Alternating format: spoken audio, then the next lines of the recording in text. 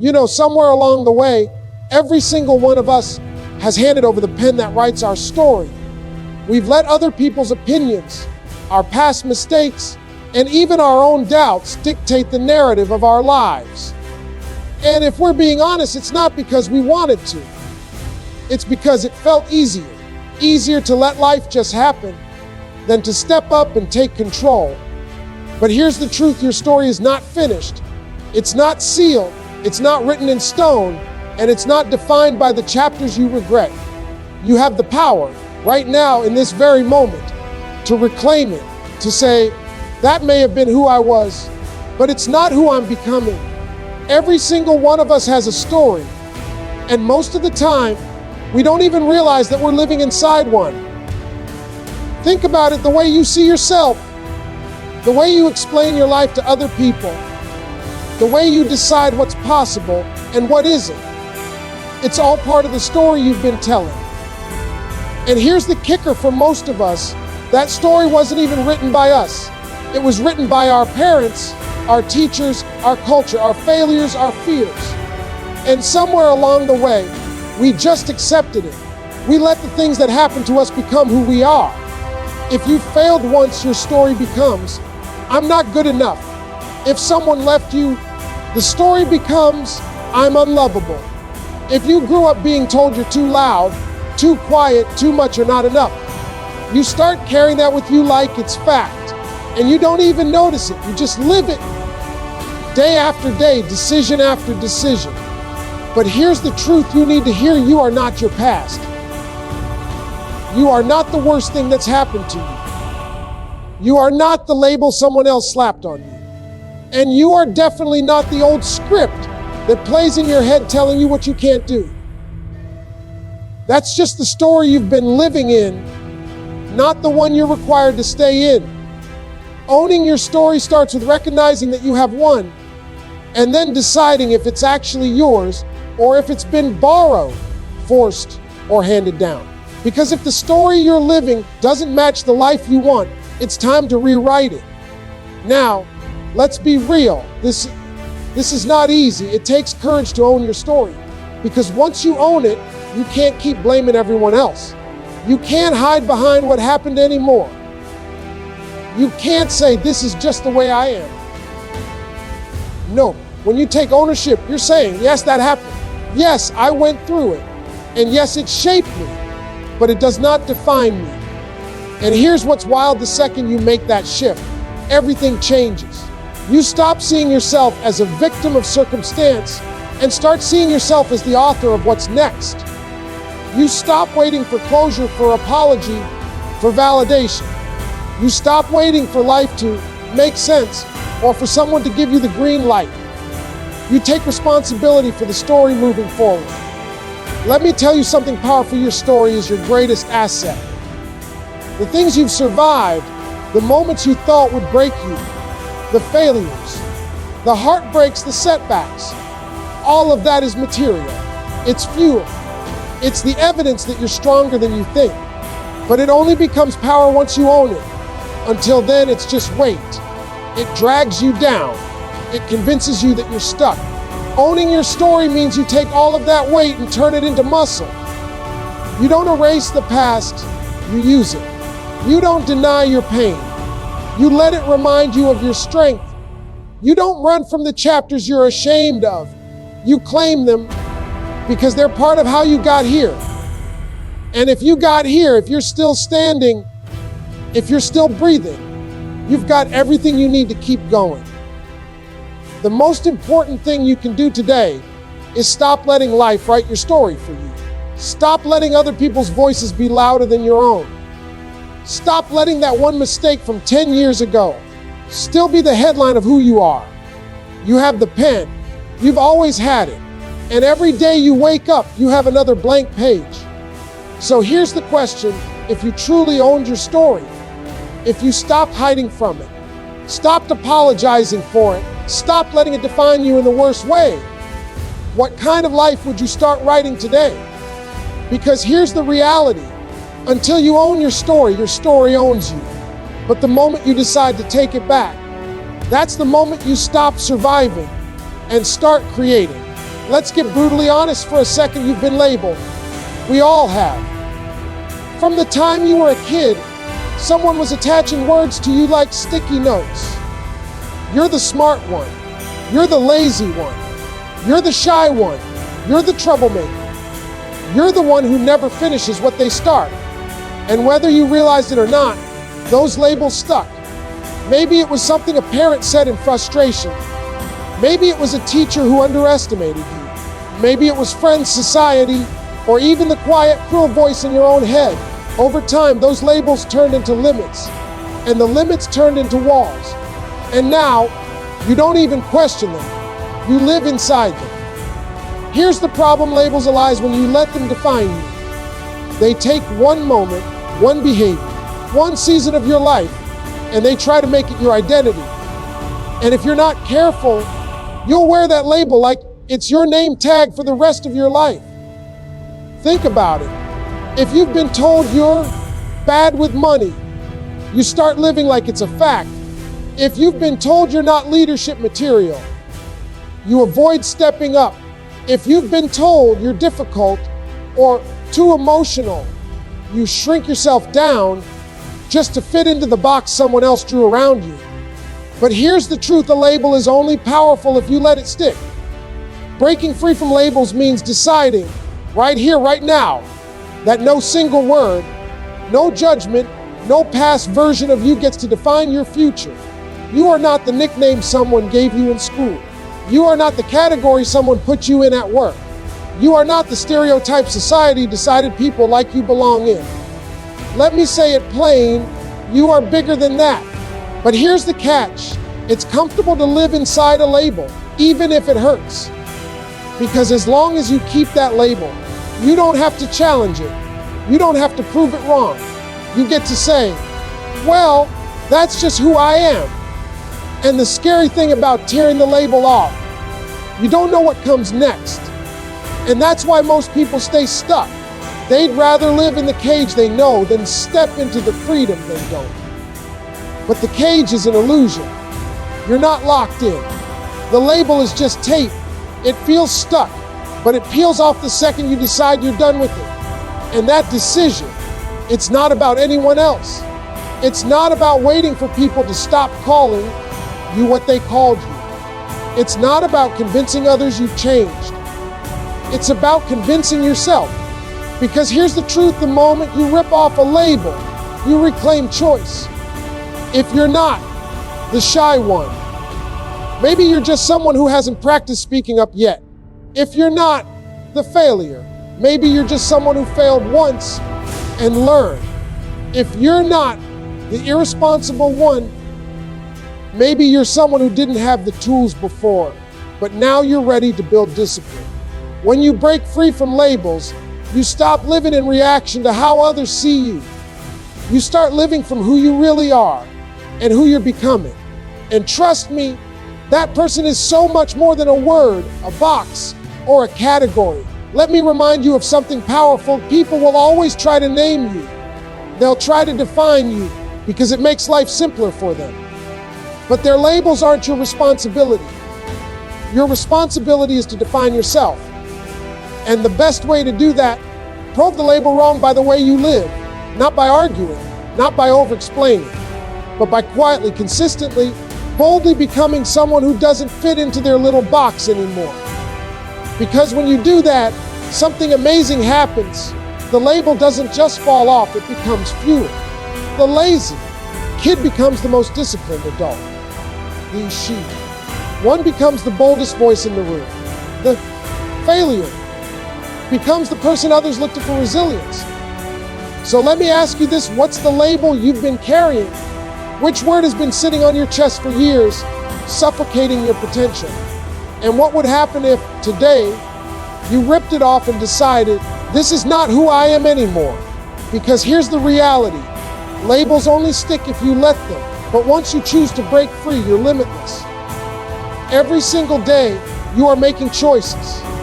And most of the time, you don't even realize it. You choose when to get up, what to focus on, who to listen to, and what story to believe about yourself.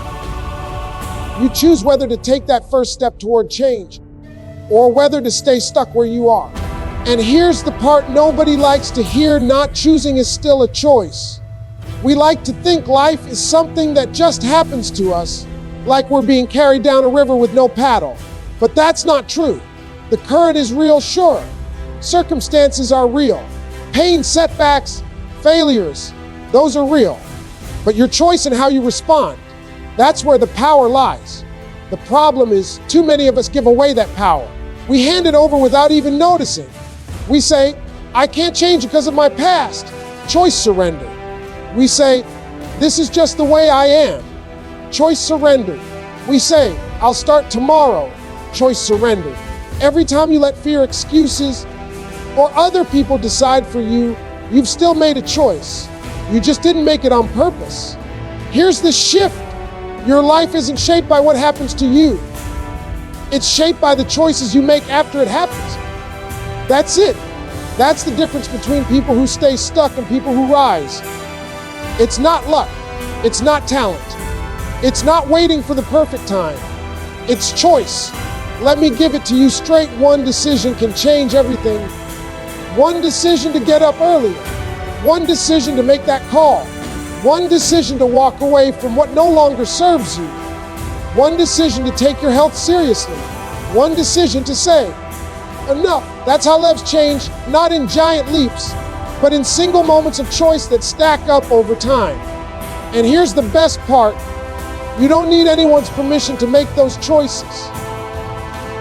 You don't need the approval of your family. You don't need your boss's blessing. You don't need to wait until you feel ready. Readiness is a lie. The truth is, you decide first and the feeling follows later. Now, I'm not saying it's easy. Choice is simple, but it's not easy, because every powerful choice comes with resistance. That resistance shows up as fear, doubt, or procrastination. It whispers in your ear, what if you fail? What if they laugh? What if you're not good enough? And in that moment, you've got two options. Let the resistance choose for you or choose for yourself. This is where most people back down. They feel the fear and they let it drive the car. But listen to me, fear can ride with you, doubt can sit in the back seat, but they do not get to touch the wheel. That belongs to you, always. And here's what's incredible: once you start choosing for yourself, once you start taking back that power, momentum builds. At first it feels small, just one choice at a time, but those choices compound. You look back after a week, a month, a year, and realize your entire life has shifted because you decided again and again to choose differently. So ask yourself, where in your life have you been giving your power away? What choices are you pretending you don't have? And what would happen if, today, you decided to take just one of them back? Because here's the truth. Your life is not written in stone. It's written in choices. And you're making them, whether you own them or not. So if you're waiting for a sign, this is it. Stop handing over the pen. Stop waiting for the perfect moment. Stop letting fear choose for you. Take back your power, because the future doesn't just happen. It's built, choice by choice, decision by decision. And the only question that matters is this: what will you choose today? Let's get something straight. At some point in your life, you are going to hit a wall. You're going to wake up one day and realize the path you're on doesn't fit anymore. The career you worked so hard for, it drains you. The relationship you've been holding on to, it doesn't grow you. The habits you've been living by, they're not serving you. And in that moment, you have two choices: stay where you are or pivot. Now, let's be real. Pivoting is terrifying. It means walking away from the familiar and stepping into the unknown. It means admitting that what used to work for you doesn't anymore. And that's hard, because humans love certainty. We love routine. We love the comfort of knowing what comes next, even if it's slowly killing our joy. But here's the thing: your life will demand pivots. Growth demands pivots. Reinvention demands pivots. Every new version of you will require you to let go of the old version. And the only way you move forward is by having the courage to pivot. Most people don't. They stay stuck because they convince themselves it's safer. They tell themselves, I've already invested too much here. I can't just start over. They cling to sunk costs like their life rafts, time, money, energy, reputation, when really those things are anchors. And then they look back 10 years later, wondering why they feel empty, wondering where the time went, wondering what might have happened if they'd had the guts to change direction. Here's the truth: pivoting isn't weakness. It's not failure. It's not giving up. Pivoting is power. Pivoting is saying, I refuse to let my past choices trap me in a future I don't want. Pivoting is strength, because it takes courage to walk away from what's comfortable and chase what's possible. Think about it like this. If you're driving and realize you're on the wrong road, do you keep going just because you've already been driving for hours? Of course not. You turn the wheel, you reroute, you get back on track. That's what pivoting is. It's turning the wheel of your own life before you waste more time heading in the wrong direction. But here's what no one tells you: the courage to pivot isn't about being fearless. It's about being scared and doing it anyway. It's about hearing that voice in your head that says, what if I fail? And answering back, yeah, but what if I fly?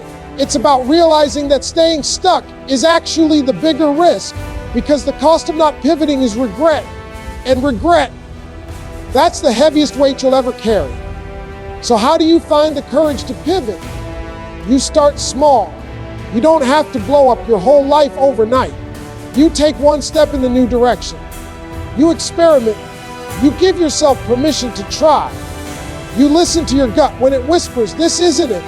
And you trust yourself enough to take the wheel back. Remember this: every great story of transformation started with a pivot. Every breakthrough, every reinvention, every comeback, it all began with someone deciding, this isn't where my story ends. I'm turning the page. So let me ask you, where in your life are you resisting a pivot? Where are you holding on too tightly to something that's already finished? What doors are you too scared to close, even though you know there's a new one waiting to open? Because the truth is, courage isn't about never being afraid. Courage is about moving anyway. Courage is about pivoting toward the life you actually want, not the one you settled for. And here's the most important part. You don't need the whole map. You just need the next turn. The clarity comes after the courage. The direction comes after the decision. So maybe today's the day you stop waiting for certainty and start moving with courage. Maybe today's the day you pivot. Because here's the bottom line. The life you want is never straight ahead. It's always waiting at the turn. Let me tell you something that will change the way you see your life. Transformation doesn't start tomorrow. It doesn't start next week. It doesn't start when the timing is perfect, when you've got more money, or when you finally feel ready. Transformation starts the second you decide it does. That means it can start right now. But here's the problem. Most people delay their transformation. They talk themselves into waiting. I'll start when things calm down. I'll start when I'm not so tired. I'll start once I've got a plan. You know what that is? Procrastination dressed up as preparation. And the harsh truth is this: if you don't start now, you probably never will. Because there will always be a reason to wait. Life will never hand you the perfect conditions on a silver platter. The stars will never align. If you're waiting for the right time, you're just wasting the time you have. So let me say it clearly, the right time is now. Now, does that mean you'll transform overnight? Of course not. But the instant you take one small step, you've shifted. You've moved from dreaming about it to actually living it. And that shift, that single moment of action, is the seed of transformation. Think about it. Every major change in your life, every turning point you can look back on, it started with one decision. Maybe you walked into a gym for the first time. Maybe you signed up for a class. Maybe you made a phone call. Maybe you said, I'm done, and walked away. The action itself might have seemed small in the moment, but it carried massive weight because it meant you stopped talking about change and started choosing it. That's why transformation is not about giant leaps. It's about consistent choices stacked over time. But you can't stack anything if you don't take the first step. And too many people miss that because they're waiting for motivation to strike or clarity to magically appear.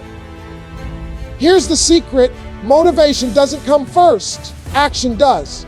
Clarity doesn't come first, action does. You don't wait to feel ready, you get ready by moving. And this is where the magic happens the second you start.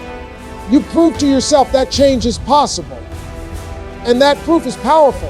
It's fuel. It's the spark that ignites momentum. And momentum is everything. Because once you've got momentum, the hard stuff doesn't feel impossible anymore. It feels doable.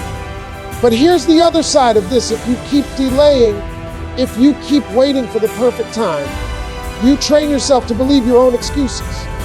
And every time you believe them, they get louder. And before you know it, years have passed, and you're still stuck in the same place, telling yourself the same story about why it's not the right moment yet. You want to know the biggest regret people carry? It's not failure. It's not mistakes. It's waiting. It's looking back and realizing they had every opportunity to start, but they kept pushing it off, thinking they had more time. Don't let that be you. Transformation is not about the future version of you. It's about the choices you make right now. It's about taking responsibility for the page you're on today, not the chapter you think you'll start someday. So what does that mean for you? It means no more excuses, no more waiting for Monday, no more convincing yourself you need to have it all figured out first. Pick one thing, one step, one choice, one pivot, and do it now, because that's how transformation works. It begins the moment you begin. And listen, it's not about perfection. It's not about doing it flawlessly. It's about showing up. Transformation is messy, it's clumsy, it's uncomfortable, but it's also beautiful because it proves to you that you're alive, that you're growing, that you're not trapped in who you used to be. So here's the challenge. What are you going to do today? Not tomorrow, not next week, today. Because every excuse you use to delay is just another day wasted. And every decision you make now is a brick in the foundation of the life you actually want. Transformation doesn't wait. Transformation doesn't ask permission. Transformation doesn't care if you feel ready. Transformation starts now.